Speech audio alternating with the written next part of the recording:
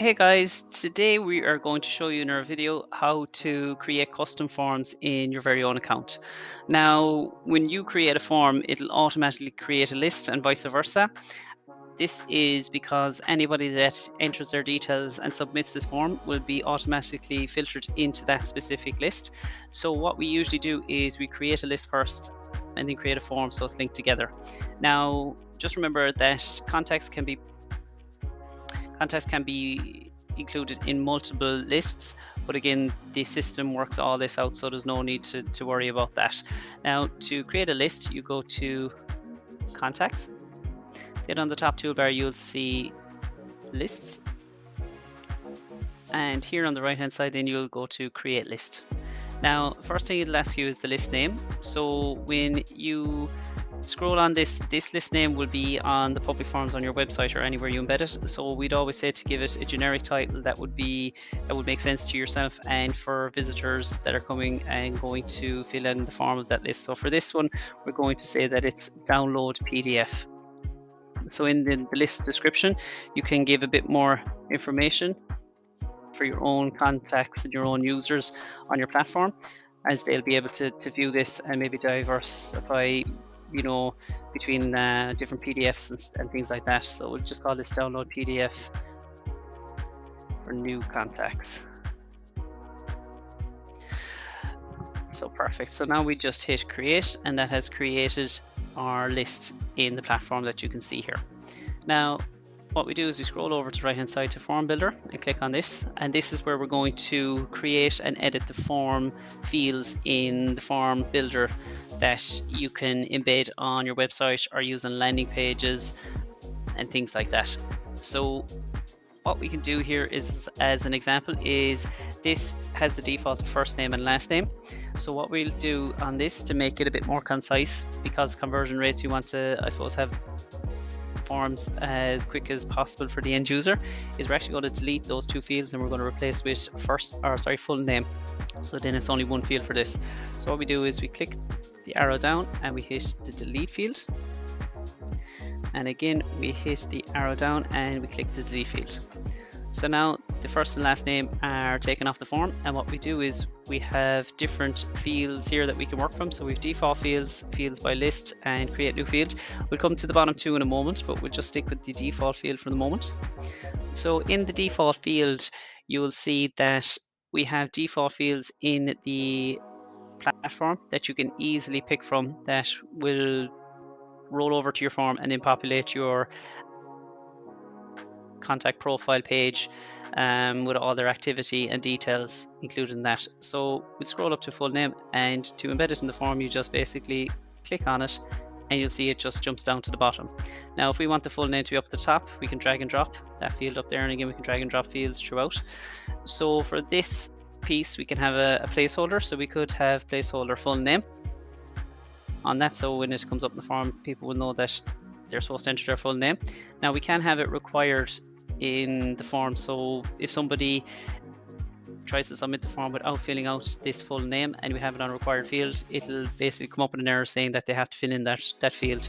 So we can have it required or unrequired, and also we can have a hide field from all public forms. So that's handy if you want to have a lot of information on a form in your contacts profile, but you don't necessarily want to have it on every single form out that you're putting it into the public domain and embedding on websites and stuff like that. So you can hide the certain fields from the public form, so you know customers aren't faced with a whole pile of fields to fill in. So you're making conversion rates, I suppose, a whole lot stronger there. So just for the argument's sake, just turn that off. And what you do is then you just click the arrow back up, and that closes the dialog box, and then that's it. So again, if there's anything on the default side that you want, you can just quickly click on, and it'll embed in on the form. So next we're just going to show you the fields by list. So here is fields that we have on existing lists that we've already created.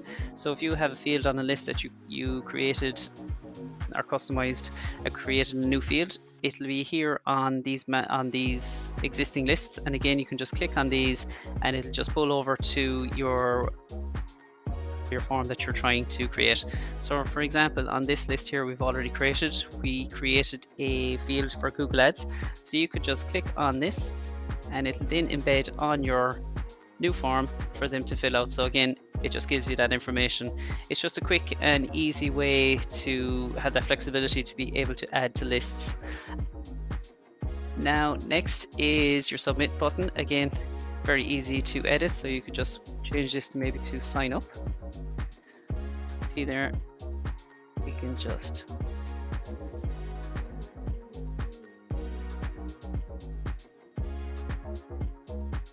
so now that's as the sign up. Again, you can change it to whatever you feel is most relevant for you. And now we're just going to save the form. Now, when you save the form, it will present you with form settings. So the first one is allow multiple submissions from the same contact. So if you have a PDF file that you want somebody to download and maybe they come back after a week and want to re-download it or submit again, then you can turn that on and it'll allow them that. If you want to turn it off, it'll just get an error code if they've already done it once. Email confirmation required, not used so much. We have the GDPR buttons that we have for data capture at the start for opt-ins, so it's not used as much these days. Next in is autoresponders. So if you want to have an auto response instant message there to be able to show to a new contact, you can do that. So you'd see here in your success message, your subscription is now complete. Now we'd usually use an automation workflow for this instead of this autoresponder, because you're usually entering them into a sequence for sequence tasks after that. So you can reach out to our project manager and we can set that up for you. You'll get an awful lot more automation flow and customer experience will be heightened through that.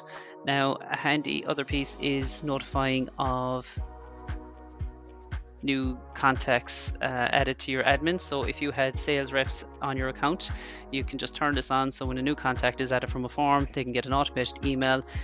You could type in your own messaging to that team member to say, hey, this person has just joined your list. So it's just another handy piece that they can have for notification. And then also redirect after submission. So if they enter something on a web page or pop-up or something like that, it might redirect them then to a certain page on your website. So you've got all those options there, kind of clearly and easily accessible. So if you want to embed the code on your website, you just click the embed code. Now there's a couple of different options here of your JLS, basic and API integration. Again, this is more technical pieces, so we would say if you're doing this to come to ourselves and give us a call and just have a chat on that, because we'll have integrations already with your website and tracking code and things like that in your onboarding process. So we'll be able to advise and help you out with that, because sometimes there is a little bit of technical work to that. So feel free to reach out to us if there's any issues on that or if you're looking to do that. So that is everything for the form builder side. So if you hit save, it'll say yes, success, it's saved. So you'll see here in the lists. Now in this download PDF, that form is linked to that list. If you want to embed on your website, you can do by getting the embedding code.